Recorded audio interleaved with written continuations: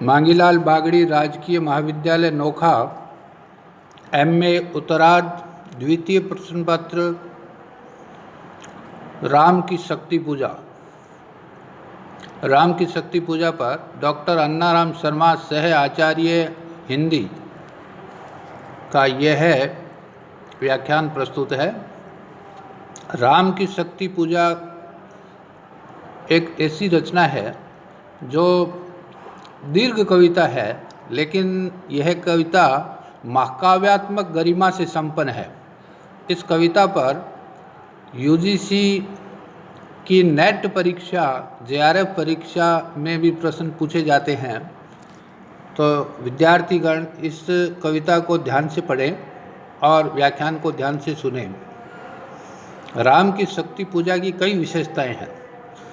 राम की शक्ति पूजा की जो कथा है, कथानक, उसका मूल स्रोत बंगला की कृतिवासी रामायण पर आधारित है और कृतिवासी रामायण के साथ साथ देवी भागवत और शिव महिम्न स्तोत्र भी इस कविता के उपजीव्य रहे हैं।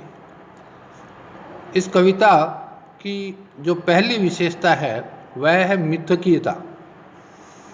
शास्त्रों या महाग्रंथों से प्राप्त कथा को निराला ने मिथकीय कल्पनाओं और लोक धारणाओं द्वारा अत्यधिक सजीव और नाटकीय बना दिया है। शक्ति की आकाशीय व्याप्ति, उसकी नील वर्णता, उसके जादुई कृत्य मिथकीय सम्मोहन के कारण रचना के समूचे पर्यावरण पर हावी है। अंजना का उदय, हनुमान द्वारा सूर्य को निगलना और सिंहवाहिनी दुर्गा का प्रकट होना भी मिथकीय परंपरा की चीज़ें हैं। पूरी रचना में अंधकार और आलोक का जो द्वंद्व चलता है, उसके मूल में सुरासुर संग्राम और राहु द्वारा सूर्य ग्रासन के मिथक ही है। तांत्रिक या हठयोगिक साधना पद्धति भी मूलतः मिथकीय विश्वासों से ही जुड़ी हुई है। इस मिथकीय जादू के मिथकीय जादू प्रतीकत्व प्रदान करके कवि ने उसे अधिकाधिक युग सापेक्षता भी प्रदान की है। इस कविता की दूसरी विशेषता प्रतीकात्मकता है, जो युगीन संदर्भों को अभिव्यक्त करती है। राम के द्वारा शक्ति की मौलिक कल्पना प्रतीक विधि का एक श्रेष्ठ उदाहरण है। महिषासुर को तामसिक वृत्ति की व्यावहारिक अर्थवता दी गई है। श्यामा और अमानिशा को कवि ने रावण महिमा और हनुमान के तेज प्रसार को राम के प्रताप का उपलक्षण बना दिया है। निराला जी ने प्रतीक शब्द का भी प्रयोग किया है, जैसे धन्य सिंह गर्जित, यह मेरा प्रतीक मात है, समझा इंगित, मैं सिंह इसी भाव से करूँगा अभिनंदित। प्रासंगिक औचित्य यह है कि राम क्षत्रिय है, उन्हें वीरोचित उपासना करनी चाहिए। मिथकीय प्रतीकवता यह है कि दुर्गा का वाहन सिंह शक्ति और रक्षण की भावाभिव्यंजना करता है। रामकृष्ण परमहंस और विवेकानंद ने दुर्गा महाकाली की उपासना को वेदांत और वैष्णव धर्म साधना से जोड़ने का जो प्रयास किया था, उसी को निराला ने उभारा है। निराला का आत्मभाव राम के व्यक्तित्व को माध्यम बनाकर प्रकट हो सका है। राम की विषण मन स्थिति, उनकी दृढ़ निष्काम भावना, शक्ति साधना, उनका आत्माधिकार और अंततः उनकी मनोविजय में निराला के संघर्षमय व्यक्तित्व का इतिहास छिपा है। धिक् जीवन जो पाता ही आया विरोध, इस पंक्ति में निराला पूरी तरह खुल गए हैं। तीसरी विशेषता है नाटकीयता। कविता का प्रत्येक कथाखंड एक अभिनव दृश्यात्मकता लिए हुए है। यहाँ तक कि आरंभ का युद्ध वर्णन भी एक गत्यात्मक परिदृश्य के रूप में खुलता है। हनुमान का भावोदय, विक्षुब्ध उद्वेग और उनकी भाव शांति में पूरी नाटकीयता है। आकस्मिक और अति प्राकृत घटनाओं का विनियोजन, अनुभव विधान की सूक्ष्म विवरणशीलता नाटकीयता के ही उपादान है। सीता से राम का प्रथम मिलन, युद्ध में शक्ति द्वारा रावण के संरक्षण का वृतांत, राम की हताशा और विषणता के प्रति लक्ष्मण, हनुमान, जाम्बवान, सुग्रीव और विभीषण की तात्कालिक प्रतिक्रियाएं नाटकीयता की दृष्टि से उत्कृष्ट है। समूची कथा का परिवेश ही नाटकीय है। चित्रात्मकता चौथी विशेषता है, निराला बारीक चित्रण कला में निष्णात है। चित्रण कला ने एक और नाट्य गुण को दीप्ति दी है, वहीं दूसरी ओर बिंब विधान के महत्वपूर्ण प्रयोजन को तुष्टि दी है। नाटकीय चित्रमयता का उदाहरण है, याद आया उपवन, विदेह का प्रथम स्नेह का लतांतराल मिलन, नयनों का नयनों से गोपन प्रिय संभाषण, पलकों का नव पलकों पर प्रथमोत्थान पतन। बिंबात्मक स्थिरता भी इस कविता में मिलती है। खिंच गए दृगों में सीता के राम में नयन, चित्ररेखाओं के उभार का वैशिष्ट्य अमानिशा के चित्रण में द्रष्टव्य है। अमानिशा उगलता गगन घन अंधकार, खो रहा दिशा का ज्ञान स्तब्ध है पवन चार, प्रतिहत गरज रहा पीछे अंबुधि विशाल, भूधर जो ध्यान मग्न केवल जलती मशाल।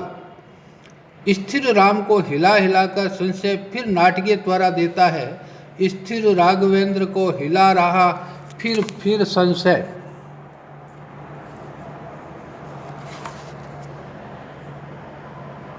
पांचवी विशेषता इस कविता की संगीतात्मकता। संगीत की दृष्टि से भी राम की शक्ति पूजा एक अप्रतिम रचना है। रचना के बीच में विवादी स्वर कंट्रास्ट की आकस्मिकता का आकर्षण उत्पन्न कर देना निराला की विशेषता है। लयात्मक चमत्कृति की प्रेरणा निराला को बंगला काव्य से मिली थी। लयात्मक विभेद का यह आकर्षण शक्ति पूजा में है। यथा तब तक लक्ष्मण है महावाहिनी के नायक, मध्य भाग में अंगद, दक्षिण श्वेत सहायक में भल्ल सैन्य है, वाम पार्श्व में हनुमान। इस उद्धरण के मध्यवर्ती पंक्ति में भंग पद की लय है जो शास्त्रीय संगीतज्ञों के लिए रोचक हो सकती है। पाठ के प्रवाह को यह पंक्ति सहसा ही तोड़ देती है और एक झटके के साथ पाठात्मक पुनरावलोकन के लिए बाध्य करती है। स्वरात्मक बलाघात की पद्धति भी संगीत से जुड़ी है। वाक्यानुसारी विरामादि चिन्हों का प्रयोग भी कवि के लयाधिकार का सूचक है। सामासिकता इस रचना का प्राण है। राम की शक्ति पूजा की छठी विशेषता है मनोवैज्ञानिकता। राम की शक्ति पूजा का पूरा कथा फलक मानसिक उतार चढ़ाव और मनोबल की विजय के नाजुक क्षणों का एक सानुक्रम इतिहास प्रस्तुत करता है। हनुमान और राम इस रचना के दो मुख्य पात्र हैं। हनुमान की आंतरिक संरचना की रीढ़ भक्ति है, अविचल राम भक्ति, जो राम के ब्रह्मत्व बोध से उपजी है। इसीलिए राम के चरणों पर आ गिरे उनके दो अश्रु कणों को वे अपनी मनकल्पना के सहारे दो कौस्तुभ मणियों या हीरों के रूप में देखने लगते हैं, क्योंकि वे स्वप्न में भी नहीं सोच सकते कि राम में मानवीय असमर्थता भी है।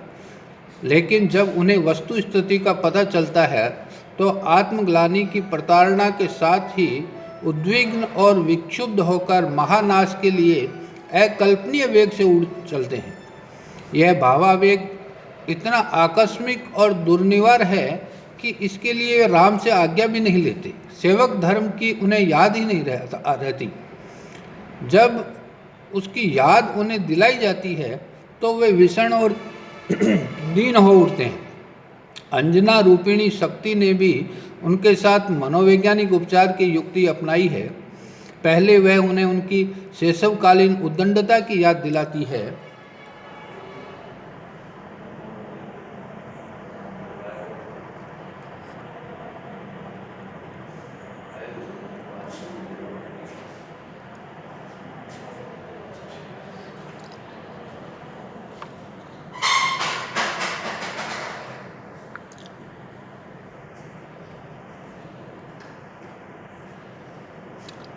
और अंत में वह अचूक आक्षेप करती है कि वे सेवक धर्म को तिलांजलि देकर ऐसा कृत्य करने जा रहे हैं जो राम को भी सही न हो। ठीक ऐसी सूक्ष्म मनोचार की पद्धति विभीषण द्वारा हताश राम में वीरता के संचार के लिए अपनाई गई है। उपालंब और प्रशस्ति करके उन्होंने राम में वीरत्व जगाया। वे राम के क्षत्रियत्व पर भी प्रहार करने से नहीं चूकते। रघुकुल गौरव लघु हुए जा रहे तुम इस क्षण, तुम फेर रहे हो पीठ, हो रहा जब जय रण। राम को कायर कहने के बाद वे उन्हें अकृतज्ञ कहते हैं और उसी के साथ वे उनके पौरुष पर भी चोट करते हैं। कितना श्रम हुआ व्यर्थ, आया जब मिलन समय, तुम खींच रहे हो हस्त जानकी से निर्दय। विभीषण का अंतिम प्रहार सर्वाधिक चुटीला है। वे व्यंग्यपूर्वक राम को उनके इस कथन की याद दिलाते हैं कि उन्होंने विभीषण को लंकाधिपति बनाने का वादा किया था। मैं बना किंतु लंकाधिप, धिक राघव धिक धिक। उपालंबमयी आशंसा से आरंभ होकर धिक्कार तक पहुंचने की यह प्रक्रिया अपनी मनोवैज्ञानिकता में अप्रतिम है। इस कविता की एक विशेषता इसकी महाकाव्य धर्मिता भी है। मैंने पहले बताया था कि यह रचना दीर्घ कविता है और महाकाव्यात्मकता लिए हुए है। अपने सीमित रूपाकार में भी यह रचना महाकाव्य का महाप्राणत्व धारण किए हुए है। शक्ति पूजन की प्रासंगिकता में यहाँ वीर रस को प्रधानता दी गई है और श्रृंगार को उसका प्रमुख सहकारी बनाते हुए अन्य रसों को अंग रूप में निष्पन्न किया गया है। हनुमान के भावोद्वेग में वीरोत्साह का बड़ा दुर्धर्ष रूप है। यहाँ निराला ने अनुभव विधान की सरणी से हटकर प्रभाव व प्रतिक्रिया के सहारे मनोवेगों की व्यंजना की है। 49 पवनों का प्रलयंकारी अंधड़, घुमड़ते हुए वात्याचक्र और भीषण आवर्त तरंगों का टूटना, जल गर्भ में छिपे पर्वतों का उभरना, राशि राशि जल पर पछाड़ खाती उमड़ती चढ़ती जल राशि का अटूट क्रम, हनुमान के शारीरिक और मानसिक आवेग,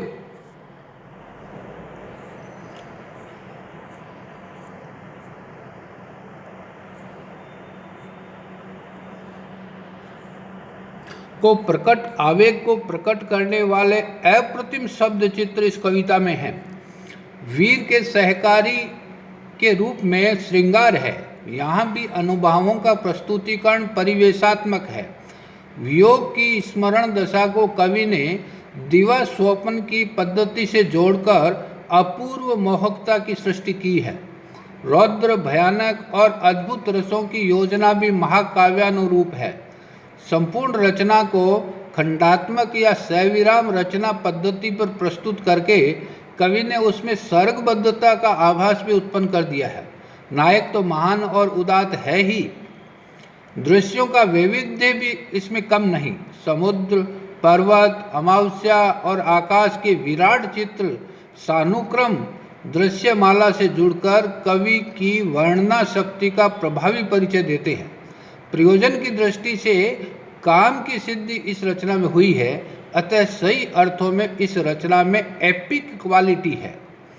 इस रचना का जो भाषिक विधान है वह भी महाकाव्यात्मक गरिमा से संपन्न है। तो अगली विशेषता इसकी शैल्पिक विधान ले सकते हैं, जिसकी कुछ विशेषताएं हैं। पहली तो यह है कि सामासिकता है। कथ्य के अनुरूप ही निराला ने यहाँ निर्दोष और सघन समास विन्यास के द्वारा अपूर्व ओज गुण की सृष्टि की है। आरंभ का युद्ध वर्णन सघन सामासिकता का अन्यतम उदाहरण है। दूसरी विशेषता यह है कि इसमें वर्ण मैत्री और तत्समता मिलती है, और वर्ण मैत्री और भाषिक तत्समता के कारण रचना में एक अद्भुत ओज और सौंदर्य की अभिवृद्धि हुई है। इस रचना में प्रयुक्त हुए शब्द बहुत ही प्रभावी और व्यंजक है। व्यंजक शब्दों में निराला विशेष रूप से कुशल माने जाते हैं, जैसे है अमानिशा उगलता गगन घन अंधकार, प्रतिहत गरज रहा पीछे अम्बुधि विशाल। आकाश का अंधकार उगलना स्थिति की भयावहता का व्यंजक है, क्योंकि अंधकार शत्रु पक्ष की प्रकृति का भी परिचायक है। महासमुद्र की अप्रतिम गर्जना राम को शत्रु पक्ष की अजेय शक्ति की याद दिलाकर उनके पराजय बोध को तीक्ष्णतर बना रही है। अर्थ वैसध्य का निदर्शन द्रष्टव्य है खिंच गए दृगों में सीता के राममय नयन। एक और विशेषता है कि निराला ने बलाघात की पद्धति को अपनाया है और समानार्थक शब्दों के क्रमिक प्रयोग की बलाघात पद्धति द्रष्टव्य है। रावण, वारण, लंपट, खल, कलमस, गताचार, ये जो पंक्ति है इसमें यह बलाघात द्रष्टव्य है।